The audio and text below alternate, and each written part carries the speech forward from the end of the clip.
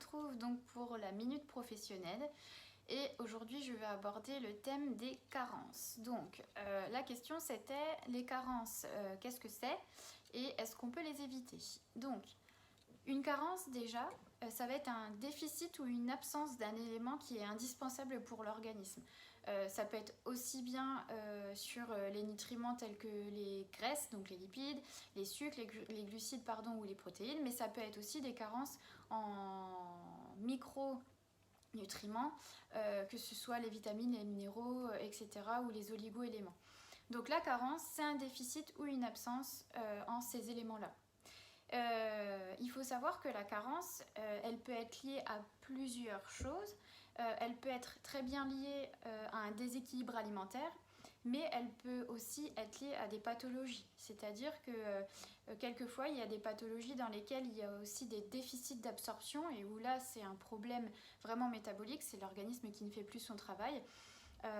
Il y a des pathologies aussi comme l'anorexie où forcément comme il y a des gros déficits en apport, et ben ça entraîne de grosses carences derrière.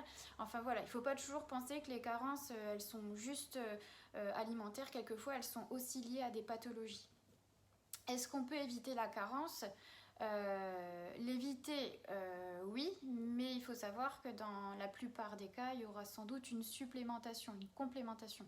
Alors, quelquefois, on peut juste régler le problème en rectifiant 2-3 détails au niveau alimentaire. C'est-à-dire que quand la carence elle n'est pas trop importante, je vais prendre par exemple le fer en exemple, vous faites une prise de sang, votre médecin vous dit que votre taux de fer n'est pas terrible, mais que pour le moment il ne vous supplémente pas, il attend de voir si grâce à l'alimentation vous arrivez à remonter votre taux. Voilà, la supplémentation elle n'est pas systématique. Par contre, je vais prendre un autre cas concret. Quelqu'un qui est vegan, donc qui décide de ne plus du tout manger de produits d'origine animale, aura sur le long terme une carence en vitamine B12 qui est indispensable à l'organisme et où là on sait qu'on va systématiquement supplémenter en vitamine B12. Voilà. Donc la carence, elle peut être évitée et selon la situation dans laquelle on se trouve, on peut supplémenter. Mais ce qu'il faut savoir, c'est qu'il y a quand même des signes annonciateurs d'une carence et qu'elle peut être détectée soit par des signes physiques, ça peut être de la fatigue, ça peut être des crampes, et aussi bien souvent on va aller confirmer le diagnostic grâce à une prise de sang. En tout cas, moi ce que je vous conseille, c'est que à la moindre carence, écoutez bien les conseils de votre médecin.